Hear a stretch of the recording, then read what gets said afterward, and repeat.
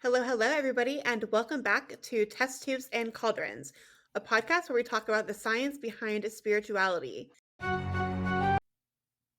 Hello, everybody, and welcome back to Test Tubes and Cauldrons, a podcast where we talk about the intersection of science and spirituality.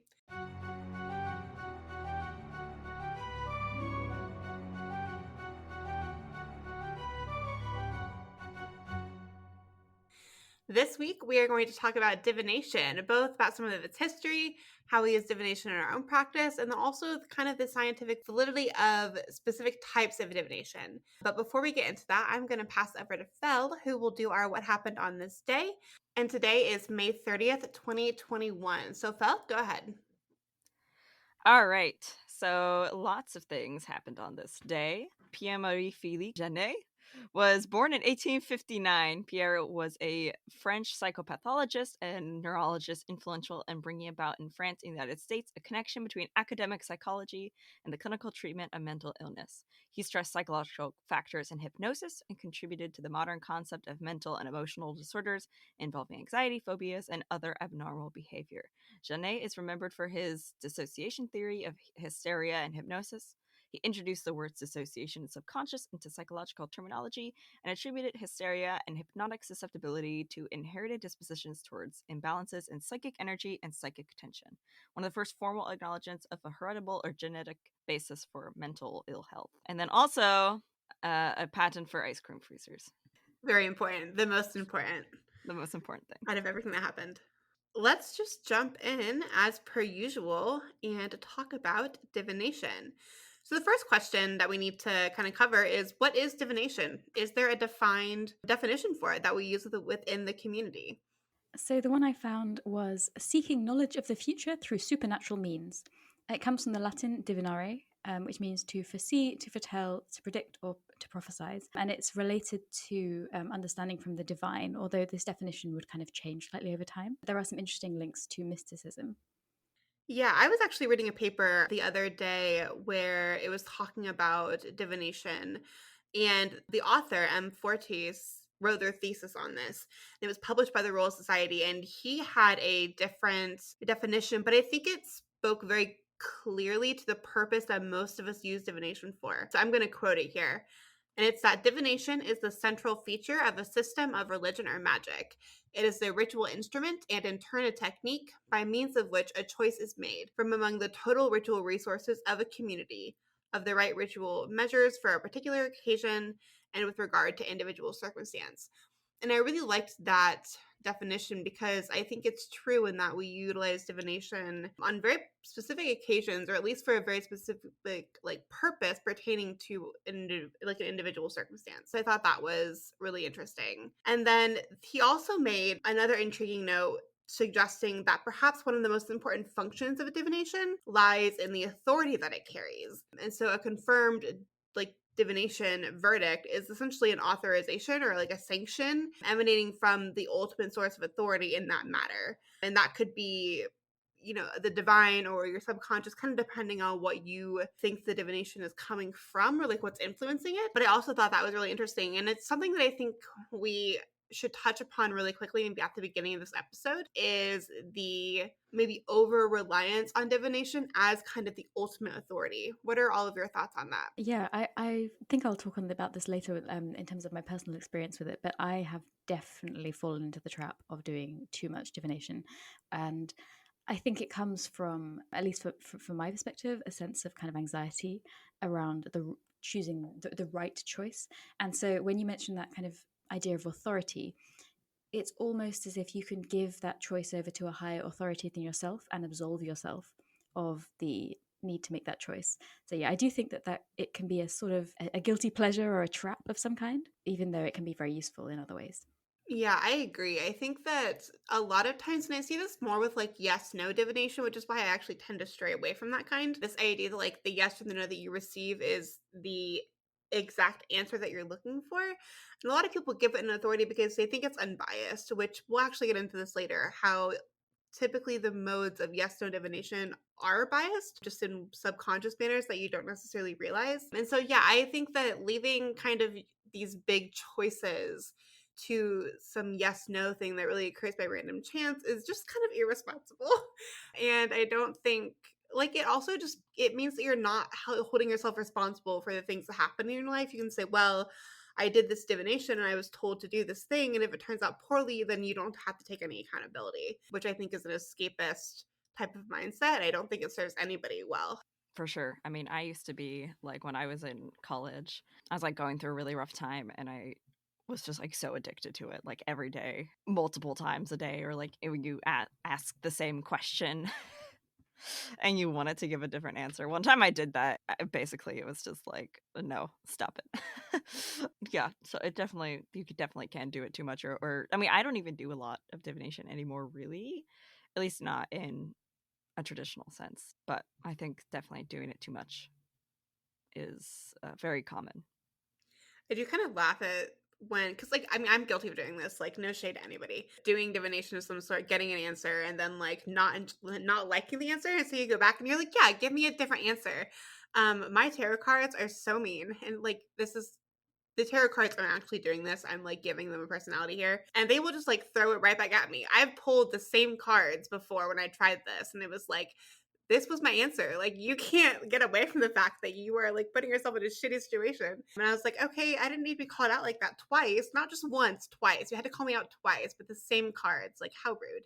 But I digress. So do we want to talk about like forms of divination? Because really it's just some kind of standardized process which is used to tell the future, but that can be anything really, right? So what are your favorite kinds? Because I was looking at methods and I found so many interesting ways. Everything from like scrying to runes to shufflemancy and rumpomancy, which is using someone's the shape of someone's bottom to divine the future. So I was just curious what your favorites were. Just an aside here, if you type in like divination in Wikipedia, you will get a page that is just full, like a list of all the different types of divination that have been done. And it's really fun to just scroll through and see what people have done.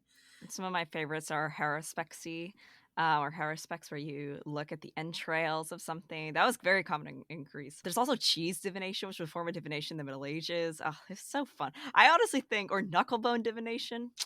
There are so many cool forms of divination I think we ought to bring back. that's just that's just my, or like sneezing. That was a huge thing in ancient Greece as well. If you sneeze, it was considered like that whatever you were sneezing, that there was something in there that was a sign. I think that this happens in the Odyssey, I'm pretty sure, where Telemachus, yes, Telemachus is Odysseus' son, because there's also Telegonus. It gets confusing. Telemachus sneezes and Penelope's like, oh. That's my impression of Penelope. I'm gonna get murdered by Odysseus in my sleep. In terms of the forms of divination, actually, it varies pretty heavily for me.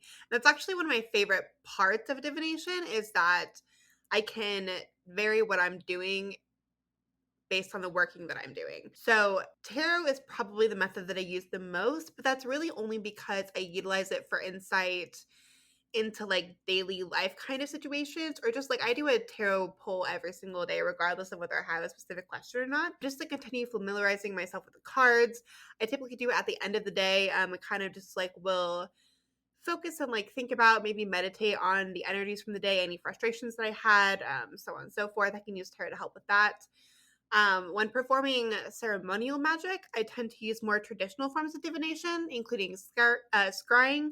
Fire scrying is my favorite. It has been my favorite for a long time.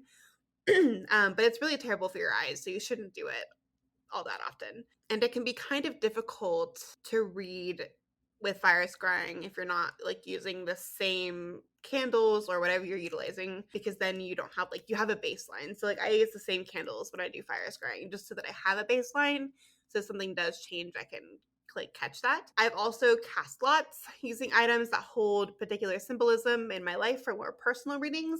I don't do that quite as frequently, but there have been a couple of times where that's been really useful. Back in university, and this is something I think people hear and they don't give a lot of credit to, but especially for witches that can't come out yet and be like open about their practice, I think bibliomancy is a fantastic form of divination to do because it can be really easily concealed. So back in university, this was the case for me. I had to kind of keep my witchcraft quiet for many reasons, but I used bibliomancy at that time for divination. And the fun thing about bibliomancy is that you can literally use anything. You can use any book. And what I chose depended a lot upon the question that I asked. One of the most notable experiences, and this is going to be really nerdy and just listen, I'm weird, okay? I was in the midst of failing an organic chemistry class, my first go around, and I performed bibliomancy on my organic textbook.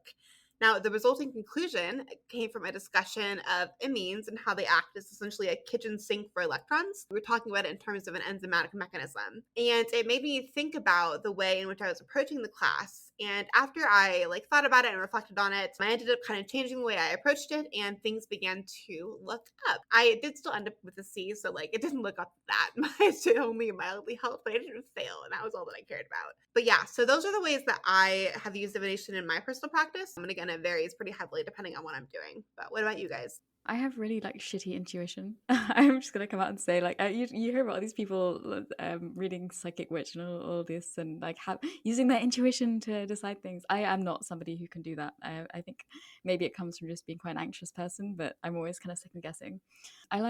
Rather than use a method which is yes no, I prefer something with more symbolism, which I can read in a more I want to say holistic way. Like I can read into the symbolism, I can connect it to the questions that I'm asking, and I guess it feels more kind of overall meaningful that way. And I'm also not becoming quite as addicted to the process. So I really like tarot for that reason. I really like that it has such a rich history in symbolism, has elemental symbolism, numerological symbolism. I know that some people actually map it onto the Tree of Life.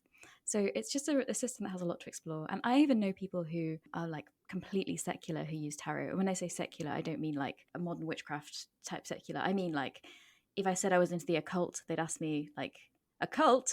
Are you in Scientology? Kind of thing. They're properly, but they still use tarot because they find it meaningful. So I think it has a really broad appeal, and I definitely have tapped into that. I have tried some other things like bone throwing, but I'm really not good at it. Again, I think it's the lack of intuition. So I usually just stick with tarot. I mean, tarot is a classic, right? Another form that I've started getting into is the Homeric Oracle, which I believe is found in the PGM.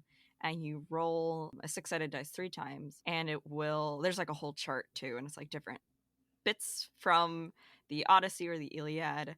And what's really fun is a lot of the things are just super cryptic. And it's I've done some of the other casting of lots, which they're also super cryptic, like the Alphabet Oracle, where to be it will be a good marriage. And you're okay, that's cool. Some people have done really deep analysis of it, but a lot of it is really pushing you to do that inner look. It's that's why I never define divination as telling you the future, because I don't really use it like that. It's more of an inward thing where it helps. It's a point of focus, and I actually have a pretty, not to tap my own horn, but I feel like I have a pretty strong intuition, so I don't actually do divination all that much. Mostly when I just at the end of a big ritual or as a part of something. I used to do a lot of dream. It's not. I don't even know if I would consider dream work divination, but a lot of for me is dream stuff where people will show up in dreams. I even get other people's things that they worship showing up to me in dreams, and I'm okay. So I do a lot of it more internally than relying on cards. I also make my own oracle cards, which is fun. When you come out with your deck, I want a copy. Okay. Hanny, what's your thoughts on using divination as fortune telling? I have mine, but I want to hear your opinion first. I think it depends. So yeah, I think we kind of alluded to this. Divination can have lots of different purposes, different people. So yes, it is telling the future, but for some people it can be more self-reflection, and for some people it can be more about connecting to the divine, and for some people it can be actual looking for answers, yes, definite yes no answers about a particular thing. And I think the latter is where it can be the most limited, because there are so many different futures and so much of it depends on your own circumstance that it can be quite difficult to give a meaningful yes no answer for another person. I think a good reader is going to give you kind of a more holistic view if they do a reading for somebody else. So I feel like I personally wouldn't benefit from getting a reading from somebody else because I'm not interested in looking for a particular outcome. I'm really more interested in my relationship with the divine and maybe self-reflection. But I mean, I think other people have they're obviously getting value from it in some way. What do you think? I don't like the idea that divination is used for fortune telling. And the reason why I say that is because it leads this impression that whatever is read in the reading is like what will happen. And that's not the case. Like Hanny mentioned, there's multiple possibilities. And what divination to me, especially like tarot and typically the forms of divination that kind of outline like a if you continue down X route alongside the question that you asked, like this will happen. It's more of a probability thing. Like this is the most probable outcome if this happens type of deal. But it's not like a defined this will happen type like thing. Because it can be so easily influenced by just like changes in anything. I mean, decisions, like all of that can have an effect on the initial outcome and the result of your question outside of like the reading itself. So because of that, I don't like to say that it is fortune telling because it's not. Like it's not giving you a definitive answer. And again, I think with, yes or no type methods of divination, it can be really misleading. And in those cases, I don't like I don't like those forms for so many reasons. But that's also the reason why, like, when you talk to people who work with pendulums, I often hear them say, like, you should really only like ask yes no questions with pendulums or like other methods of yes no divination. And I get like why they say that, but at the same time, it's like you're asking a definitive question, you're getting a definitive, quotes in quotes answer, but you're also like not because it's definitive according to what I think is my question. Like, I don't know. But yeah, I don't like saying that it really is like a fortune telling technique because I don't. I think of tarot much more as a guidance, and that's how I use it in my practice.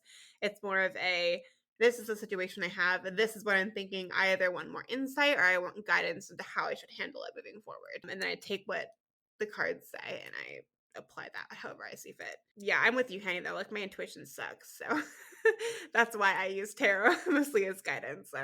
So I realized that I accidentally skipped over this beautiful cultural write-up that somebody has somebody has That was funny. contributed.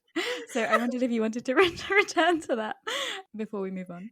So I was just looking into like the different ways divination was used in different cultures. I'll let you two speak to the Oracle of Delphi because Delphi, how I don't even know because I can't attest to that quite as much. But in the paper I mentioned earlier by M. Fortes, that paper was on the Talensi, who are a people in Ghana, Africa, and it was talking about their form of divination, and they primarily used it for contact with their ancestors, and they did it by tossing lots essentially.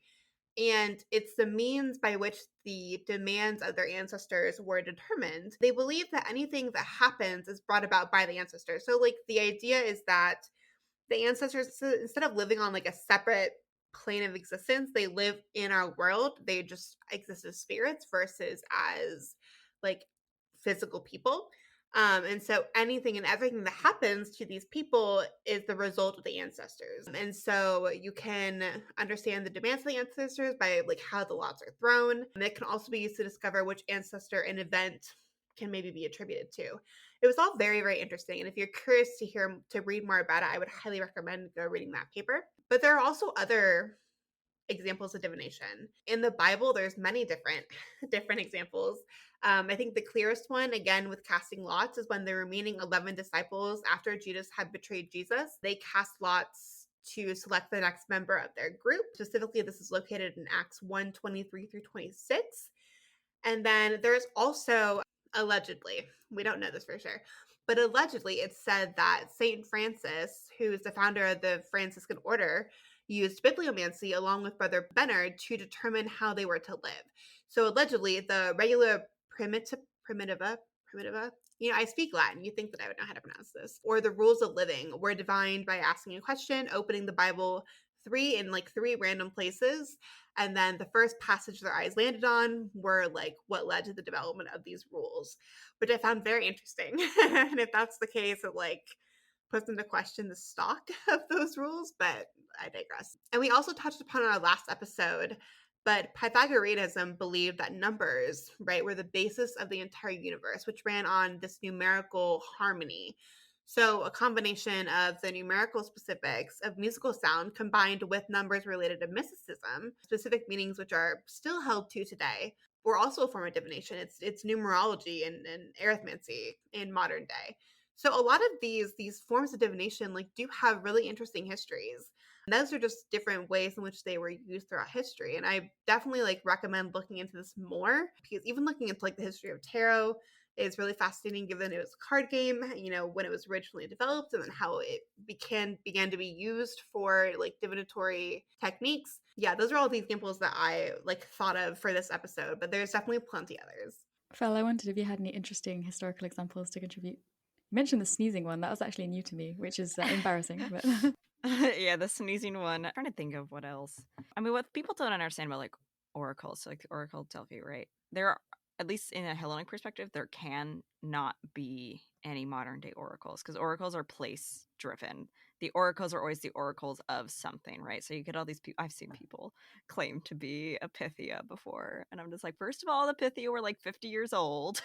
They weren't like young women, they were old. Also, they were like very political. Delphi was very political.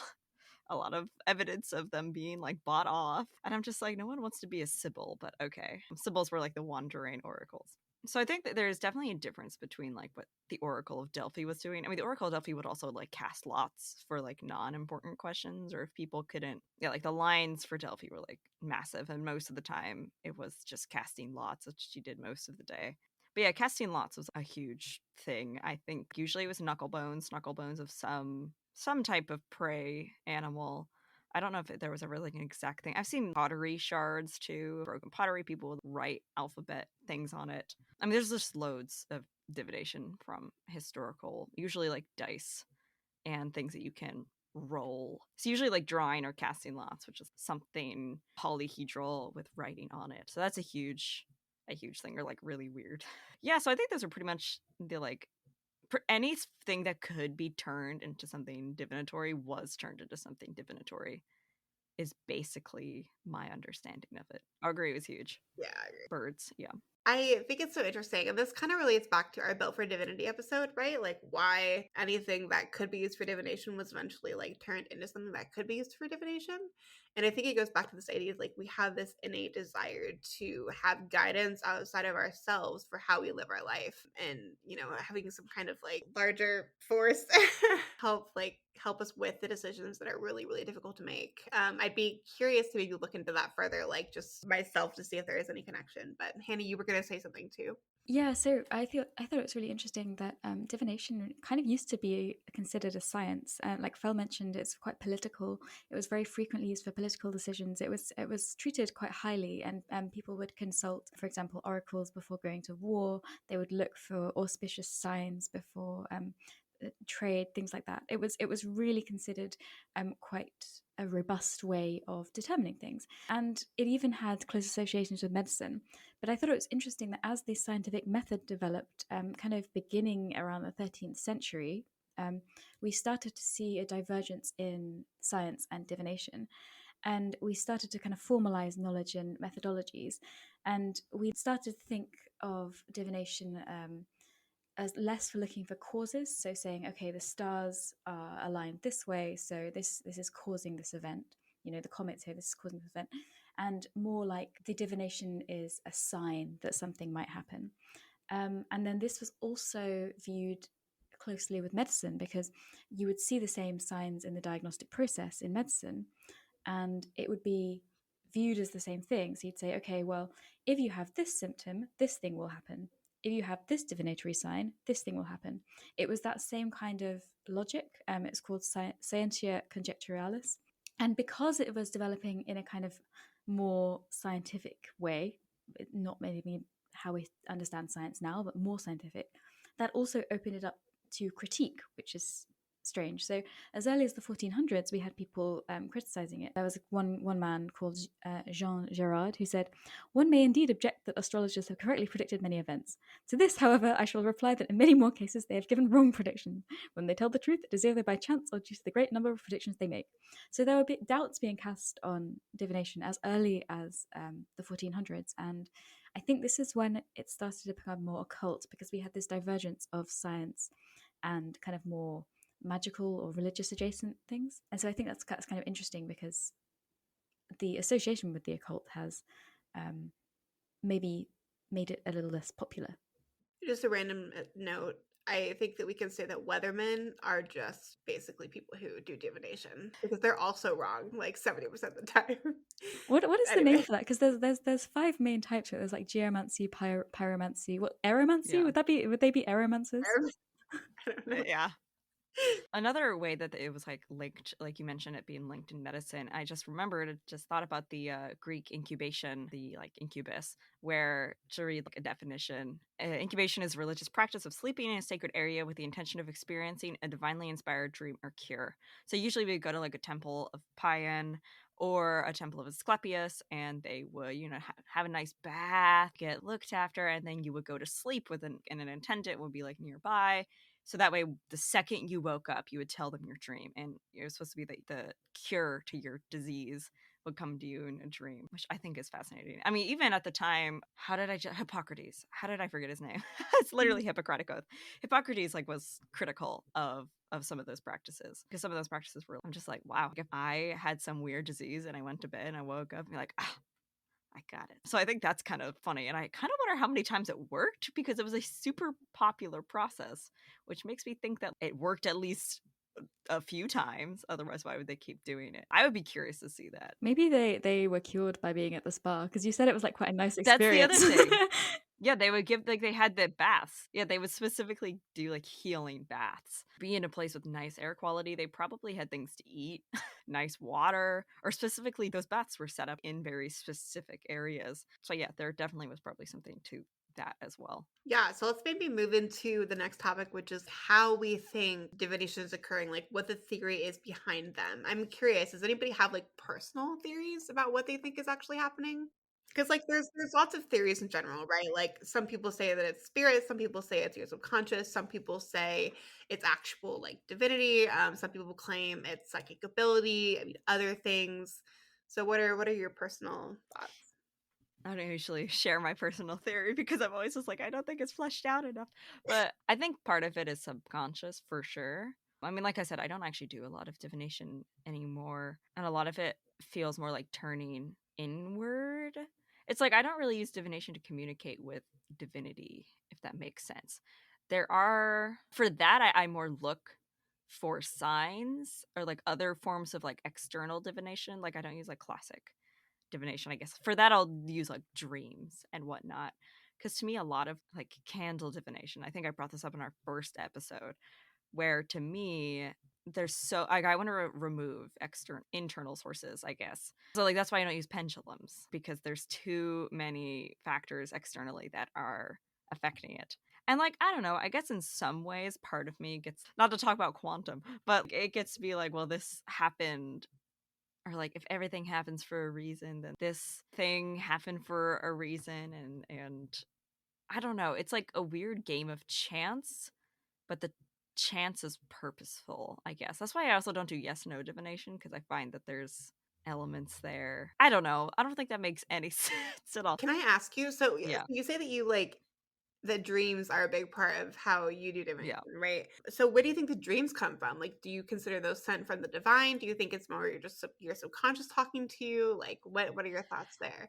So, okay. I guess it's kind of like, not to use like an and like I don't physically or literally think this is what's happening, but this is like the vibe that I kind of, I don't know, the image that comes to mind when I think of this. It's almost like the divinity or entity or spirit is touching a pool, and the ripples of the pool is what is, so it's like they're not giving me the deep dream, but it's almost like something reaching out when a chill passes through you. They're not physically, I'm gonna give Felicity a dream today. It's, yeah, I'm struggling to come up with an analogy, but yeah, it's kind of like that's the image that comes most to my mind, is touching a pool and like the ripples and the echoes and the reflection, almost like they're passing through my space, and the dream is my own subconscious way of interpreting that. Does that make any sense? Yeah, that makes a lot of sense. Okay. Okay. I'm glad that makes some sense. Well, now that I've shared my theory, here's some others. I asked the question, so Hanny, it's your turn. Yeah, I really don't know. Like, I was kind of writing these different theories out and I was thinking, which one of these do I subscribe to? For me, it's not psychic ability. Well, that one's thrown out. I don't think it's completely subconscious either. Like, I do feel whenever I do divination that there is something external.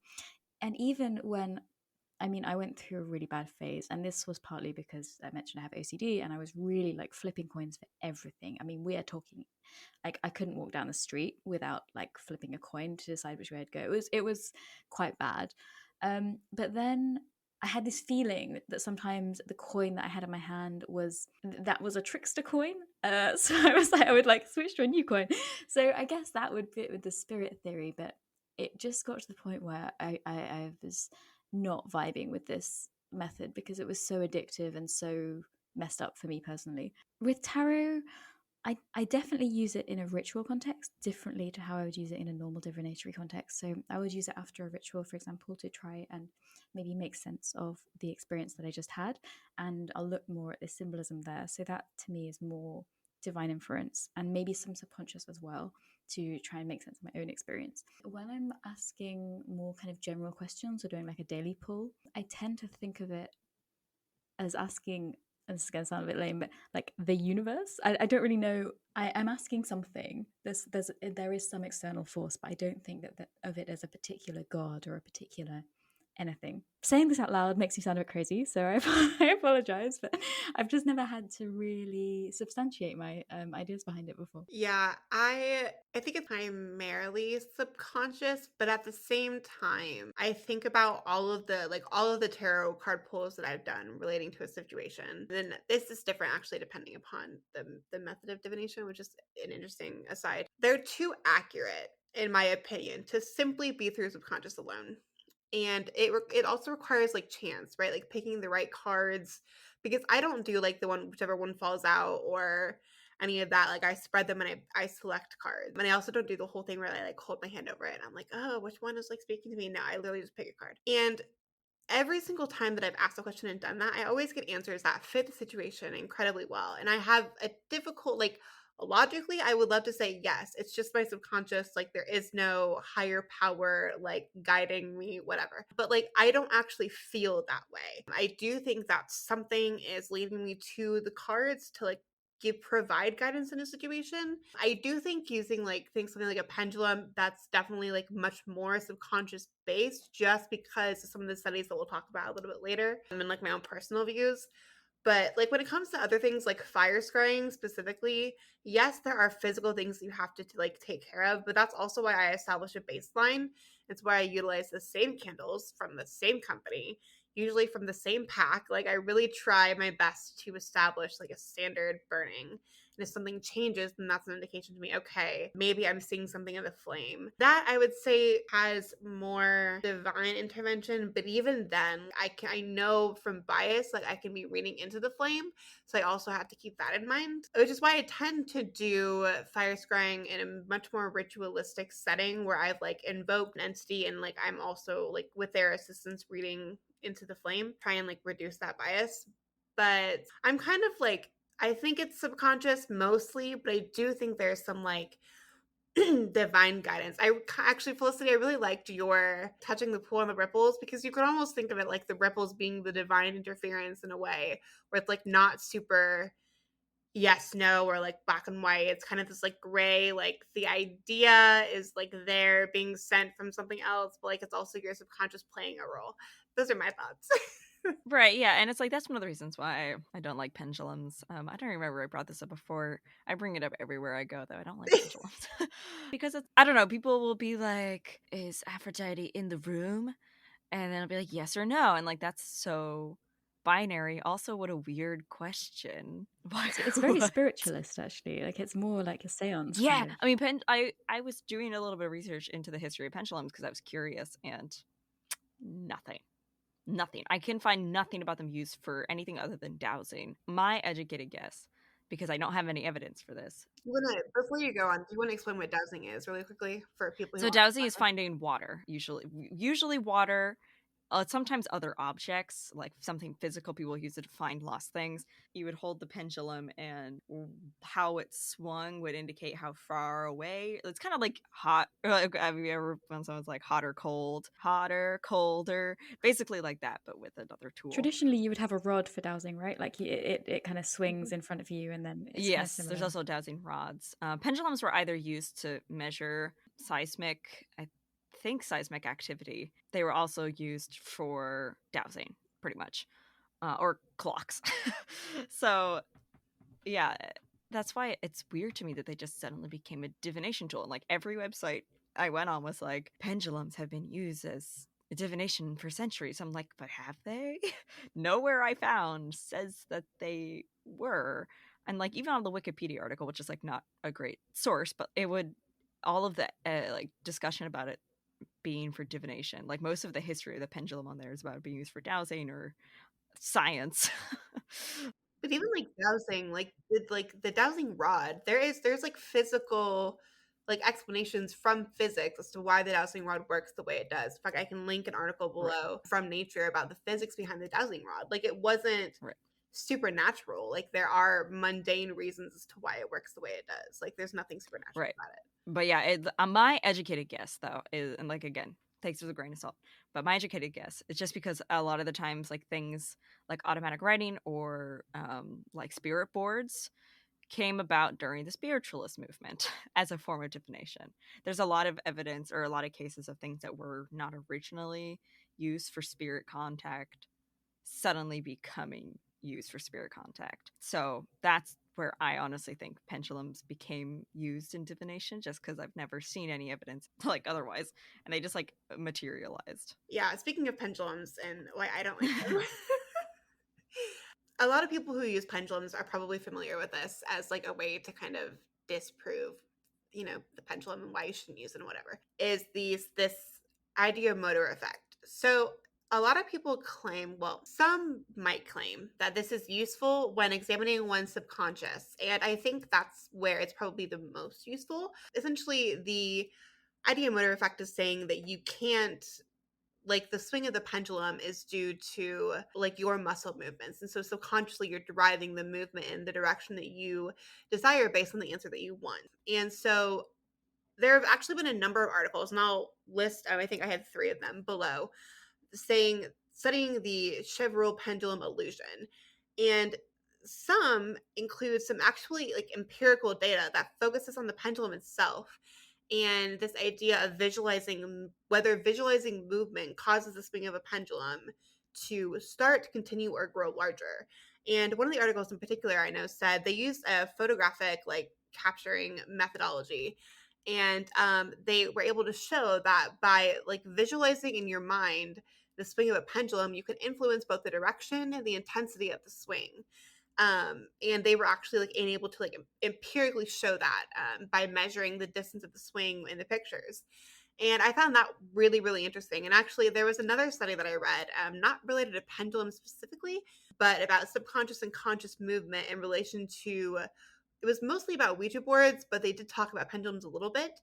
And they essentially found that conscious movement occurs at a faster rate than subconscious, which I also found really interesting because that kind of explains maybe the movement that we see with pendulum is this like gradual start at the swinging versus like a very fast and quick movement that you would expect if you were to like put your like intentionally move your arm in one direction or another. In fact, that was the test they used. They essentially said, okay, don't move your arm at all, consciously move your arm. And then the last like experimental group was move your arm, or it was like move your arm is like there's some force pushing against it. And so they found that like subconscious movement was much slower than the conscious movement. I found that was really, really interesting in relation to the ideomotor effect. And again, I'll link all these articles below. But yeah, what are your thoughts on that? This is why I don't trust pendulums. Because I do think they're so influenced by our subconscious. And even like I know people say that you can attach it to like a jar or to something else that's not yourself to try and like decrease all of these things. But at the same time, there are still external factors. Like at literally someone walking past your doorway will lead to like oscillations in the floor, and that'll affect like even if it's sitting on a table, like all of those things have an effect on the way the pendulum moves. And so I think it's really, really hard to say, like, to definitively say, yes, this is due to the divination, divine interference, whatever. Nearly impossible. And I just don't trust it. I definitely agree. Like one of the interesting things that I did in one of my classes, we used a galvanic skin response device, which it basically measures. My assumption is that it measures, not assumption, but my understanding is that it measures kind of like the tensing and relaxing of your skin. And it's like what people use in like lie detector tests. So, I mean, obviously, so those are not super great, but there's like a baseline you can tell if someone is stressed. um, so like I had a device and it was like really fun. It like made a bunch of funny things if like you were super tense, and I would have people wear it, and I actually had them wear it while they were like playing a game that someone else had made, and you'd watch the thing like get higher and higher and higher, depending, or even sometimes like they would just be sitting there talking, and my teacher, like, just to see what would happen, and like they knew that he was going to say this. My professor was like, you failed the class, and like they knew that he was joking, they knew that he was going to say it, and their like thing just like went through the roof. So like that, even that's like a very very like small amount of movement, just like your skin tensing and relaxing, and it was very mind-blowing to see it like mapped out as dramatically as like I had mapped it out. um and just even something that even if you know in like your brain something, doesn't mean that your body knows it, which is why I think pendulums can be hard, and you can very easily fall into the trap of like too much divination because it's confirmation bias. Yeah, I'm just gonna lay that out there. I think it's confirmation bias. Like, even if you're like, oh well, I didn't actually want that answer. Are you sure? Because sometimes like we know we need an answer. So sometimes even if it's not the answer we think that we want, we actually know that it's what's best for us. Like, you can't trick your body. You can trick your mind, but you can't trick your body. Like tarot comes into play too, right? Like tarot is a good way to like subconsciously kind of try and figure out what you actually want. Like that's why I use it for guidance, right? Because it's like I don't know what I'm doing, and it's like, well, I kind of do know like what I need to do slash what I want to do, but like I can't verbalize it. So having the cards act as like an intermediary can be really helpful in trying to figure that out. Right. I mean, there was this interview with someone who was like a psychic reader, and she didn't go into it being like a psychic. She realized that what people wanted to hear was a story. And so she was basically giving people advice, but presenting it in a story. And so it's like, if you tell someone, oh, you should break up with him, then it's like, well, they're gonna be like, you can't tell me what to do. But if you tell it in the story format, you can help them come to their own conclusion. So I don't know. That's also why I don't really use a lot of divination to communicate with the divine, because a lot of it feels like me figuring out my own stuff and like what I actually want. Which, like, one could argue that there is a hand of the divine in that as well. But yeah, it's like humans process things through story. That's why I think ritual is so important and so powerful. So it makes sense that when our life is laid out in story format, it's easier for us to make the jump and come to this conclusion, not just in our mind, but with our heart and our body. Yeah, I think with pendulums, it kind of comes down to how you think it works. I personally cannot divorce the idea of the ideomotor effect from the pendulum's movement, and that's why I would never use one. But I don't know, maybe somebody who believed it was kind of more spirit driven feels that it's quite a separate experience and they get value from that. It kind of all comes down to your personal use for it, I suppose. So yeah, if you find it useful, I don't want to like rain on your parade. I just think that it's important to bear in mind that there are lots of subconscious factors that can influence it. So I was looking into basically how well does divination work in terms of, and how can we test it in a scientific way? And this was quite difficult to look into. Firstly, because there's not that many studies out there testing divination.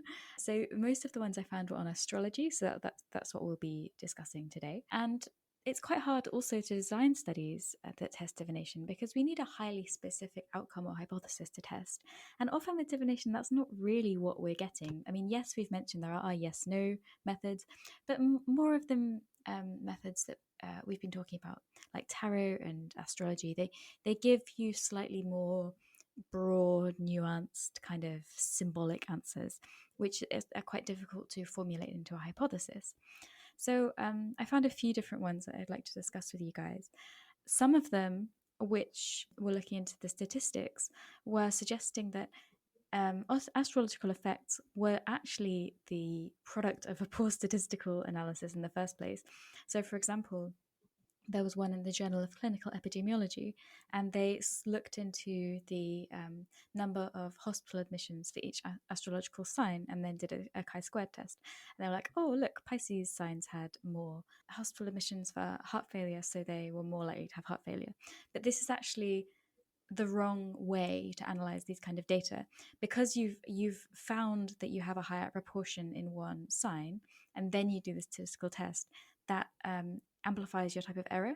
So when you actually adjust that to the chance of the whole population, the particular Pisces sign doesn't have a higher chance of heart failure at all. So I think it's just a really good example of why we have to bear in mind statistics and the role of statistics, and how they can be misused to speak to the role of divination. But yeah, I wanted to talk to you guys about two famous studies. The first one is quite a controversial one on natal charts by Sean Carlson. It's from 1985, and I'll go through the study design first to sort of explain how they did this. And it's a little bit confusing, I'll be honest. But the basic thesis is that they want to test whether your natal chart affects your personality. And the whole selling point behind the study is that it was double blind. So in this study, they have two parts. So they've got astrologers and they've got volunteers. With the volunteers, they were presented with their own natal chart and two other natal charts from a group of volunteers. They had to rank, so 1 and 2, which natal chart they believe belonged to them. So if the results are truly random, the authors would expect them to choose the correct chart a third of the time. So for the astrologers, they were given a natal chart, and then they were also given an objective personality assessment. For this, they used something called the California Personality Scale, because the astrologers agreed to that. It was kind of coherent with their own methods. So they had the natal chart of an individual, the objective, quote, personality assessment. Then they were given two other personality assessments, and they had to rank the two assessments which most closely matched the natal chart they'd been given. And basically, it's the same thing. Random chance would predict a correct selection a third of the time, whereas the astrologers predicted that. Astrologers said, well, we predict that we'll be able to get the correct answer half the time or more. They also confusingly had test and control groups, although they didn't compare the test and control groups. They compared the chance with random chance, which is a little bit confusing. But long story short, the astrologers did not perform better than chance. They basically got 30% or less. And likewise, the test participants did not guess better than chance either, but they struggled to choose their own objective personality as well. So maybe you could say they don't have very good insight into their own personality, so it doesn't really matter. There have been various critiques of these kind of studies, but like twin studies, for example, most follow-ups haven't found decent results. But I was just kind of curious what you guys thought about this study, whether you thought it was a good design, what you think it shows us about astrology, whether it's even useful to test using a study like this. I really actually enjoyed the study, and I enjoyed it for a couple of reasons. The first was that it incorporated both astrologers and also scientists. I think that's really smart because it kind of gets around the whole debate of like scientists saying, oh, the astrologer only studies are biased, and astrologers saying, oh, the scientist only studies are also biased because the scientists aren't looking at the charts from like an astrological point of view. So I really appreciated that they had both. What I find very interesting is that the astrologers didn't perform above 30%, that whole random chance, which I think just indicates to me that it's not, and maybe you could argue that not having more history of a person or like some kind of relationship with them might hinder the overall process. And I think the other probably biggest argument against this study is that because like when you take a personality test and you answer it, but like you might not answer it honestly. Like this happens to me sometimes. I'll like be taking one of the tests for like whatever, stupid reason. And I don't answer, like I said a question and I'm like, oh, I want to answer this, but like I don't know if that's actually true. Like how biased am I being with this answer? And so it is possible that people answering like the personality test weren't completely honest, and so then it skewed the astrological, trying to pair the two for the astronomers or the astrologers. So I think that could be a valid critique. I also think it's interesting that they compared like chance versus random chance. That's a interesting. Like I understand why they did it that way, and it makes sense in the study. But it would have been more interesting, I think, to compare like a control versus a actual experimental group. But the weird thing is they had a test and control group, and they didn't compare the test and control group. And I'm Right, confused exactly. as to why they did that. Yeah. I don't, yeah, I don't really understand that. I think that's been one of the major critiques of the study over the years because the groupings were a bit strange. Yeah, because that was, like, my thing when I read the paper. I was like, "You have the control group and you have the test group, but, like, you didn't compare them, like, at the end." I was like I read the conclusion, and I went back and I read the methods, and I was like, "Wait, something is missing." Yes, that is I think that's a very valid critique. But overall, I really enjoyed the study. I think it was well put together. I like that they consulted both scientists and astrologers. I wish that more of that happened with regards to, like, spiritual studies. It was a very interesting one. If you are curious about it, I highly recommend reading it. We will link it below. Apologies to any statisticians as well, who I have offended. I'm about to offend by explaining the next study. So the other one was much more recent. It was in 2020, and it was investigating whether astrological compatibility could determine marriage outcomes. So this is maybe a bit easier to test than personality traits because personality is so variable and quite, I guess, maybe not so easy to test statistically. And they used this really handy database in Sweden using 66,000 individuals. They just used the sun signs, and I think this is because this is all the information they had. I'm sure astrologers would probably say that, okay, having sun signs alone is not going to be enough to look at compatibility. You might need Venus, etc. But this is the information they had. And rather than using a singular astrological system, because as you know, there's many different types, and Vedic and Hellenistic and all of those, they actually took the top 500 compatibility rankings and they aggregated them into a combined rating system. And they made like 6 different models, which is kind of an interesting approach. And so then what they did is they used t-tests to determine whether the actual compatibility, which is measured by whether people got married, versus astrologically predicted number of marriage eventuated. So in the groups which you predict to be compatible, do you see more marriages than you expect due to random chance or not? Does that make sense? Yeah, okay. And then the other thing was they looked at how likely these couples were to divorce. So they used something called the Cox proportional hazards test. And they say, okay, did we see a greater likelihood of divorce than we'd expect in a normal population if we had, for example, an unfavorable match that were married? The answer is no. Actually, the number of matches which were unfavorable that stayed married was slightly overrepresented, although it wasn't statistically significant. So there was a suggestion that more compatible couples experienced a lower risk of divorce, but this was such a low amount, it was like 2%, that it wasn't statistically significant. And overall, the study didn't support the idea of astrological compatibility, but I think astrologers would probably debate the actual methods here. And what do you think about this study? Do you think it's interesting, useful, not useful? Why did they spend the money on this? What do you think? It's an interesting idea. I think compatibility is a really hard thing to try and define. I mean, we have people who try and do like matching services, who try to do compatibility just based on like mundane things, and it probably has like roughly the same success rate, I would imagine. So I kind of think that's an interesting thing to try and take on. I did read the study, and I don't know.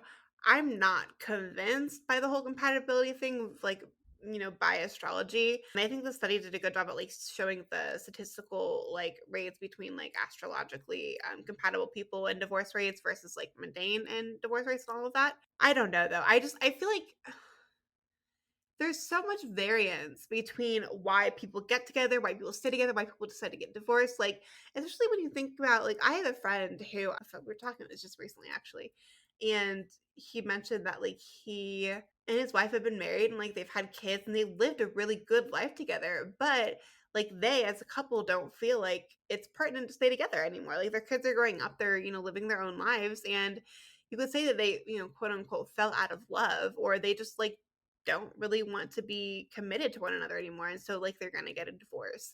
And it's not because like they hate each other, it's not because they weren't necessarily compatible. Like, they were, clearly they lived a good life together, but they just like wanted to just like go their separate ways. So I think it's yeah, like that's the thing, there's so many variables for not only getting together but also the idea for divorce, that I think it's astrologically, I think it's hard to pinpoint, which makes that study a little bit eh, for me. I thought it was really funny because there was like, oh, well, we could have confounded the results because people might believe in astrology and that might make them more likely to stay together. However, we Mhm. conducted this study in Sweden and not very many Swedes believe in astrology. I don't know, I just found that really funny, like the Great Nordic logic. places. Great logic. Yeah, what do you think, Phil? I know too much about attachment theory to like think that one could argue that like the compatibility is about if you were at your healthiest mental self, what would likely be the most compatible. I could see an argument for that, but like there is just so many mental health factors at play. There's so many personal histories at play. There's so many attachment theory stuff at play. I just think it's silly, to be honest. I've seen people where they're like, "Oh, you're a whatever. Like, I can't date you," and I'm just like, "What? What?"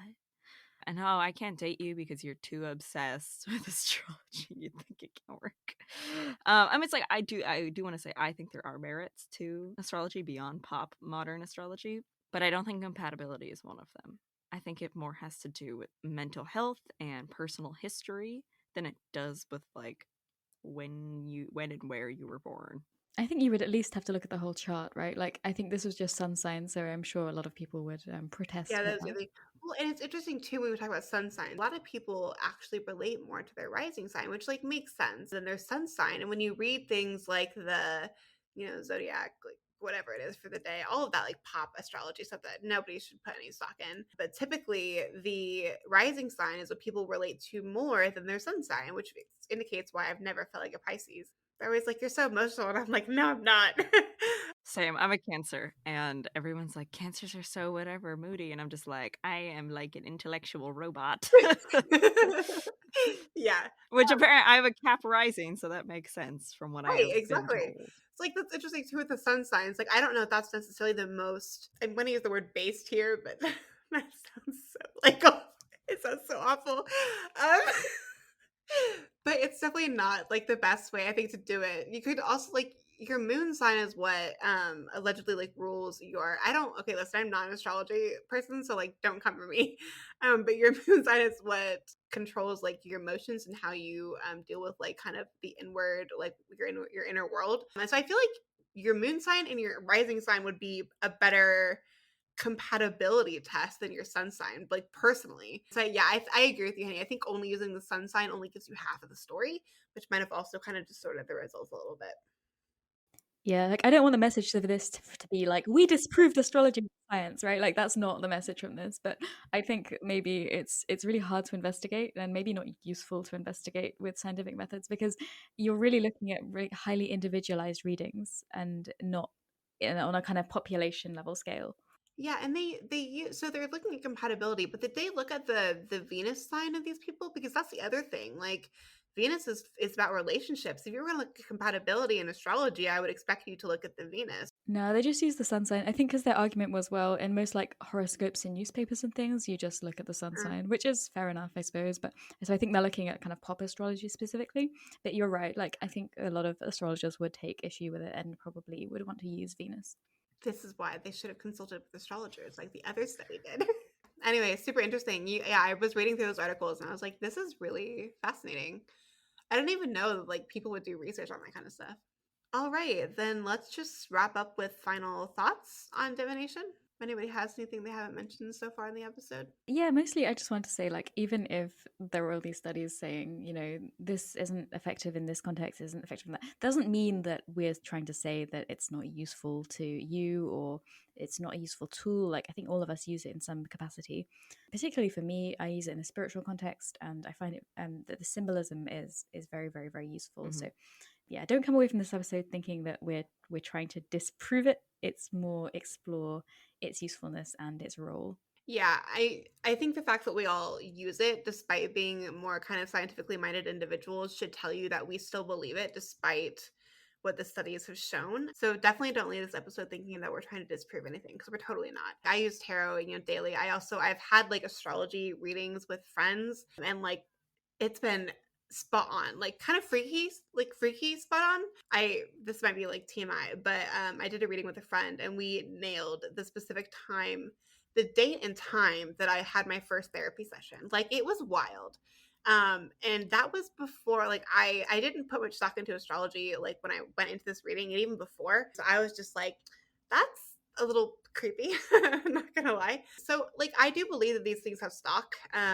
It's just as to how it happens, like I don't know. I think it is mostly like subconscious, but yeah, again, I think the fact we all use them indicates that we believe them to, a certain extent. And just like everything in magic, it doesn't necessarily need to be explained. You can just believe it for the sake of believing it, and that's enough. I mean, honestly, I think trying to prove or disprove divination doesn't make any sense to me at all. Just because it's storytelling. And whether that story is divinely inspired or subconsciously inspired doesn't really make a difference, in my opinion. Like I used to get really worried when I'd hate like doing tarot in public, or like if someone was visiting, because I'd be like, they'd be like, oh, well, did you know that a study said, and I don't know, I stopped caring about what it meant to other people. The only thing that mattered is what it meant to me. And that is based. Hashtag faith. Well, that wraps it up for this week. So we will see you next time. Before we go, just a couple of things. So you can follow us on Instagram at Test Tips and Cauldrons. We post every single week, typically little hints about what the next episode will be that comes out on Friday. We also have a YouTube channel now. If you haven't subscribed, it's just called Test Tips and Cauldrons, same name as the podcast. Go check it out, subscribe. I think our first 10 episodes are up on there. I think Typically we're about a week behind, so they're not fully up to date. But if you've missed any of the other ones and you want to listen on a different platform, you can do that on YouTube. And then finally, if you haven't left us a review on Apple Podcasts and you would like to, that would really help us out. Like with the algorithm and all of that. We need to do one of those Twitter posts where we're like, algorithm. Yeah. Oh, I forgot to mention this the past few times, but I also have a YouTube channel now. And it's very good. It's very good. Thank really you. good. Fell the Blythe just fell in the space. If you type that in, you'll find it. I started doing a thing on I'm doing like Hellenism 101 right now. I'll probably branch out into like other weird things like natural dyeing and magic. So who knows? Yeah, go check out Phil's channel too. I'll link her in this description, so you can find that pretty easily. But yeah, so that's it for this week, and we'll see everybody next time. Bye, everybody.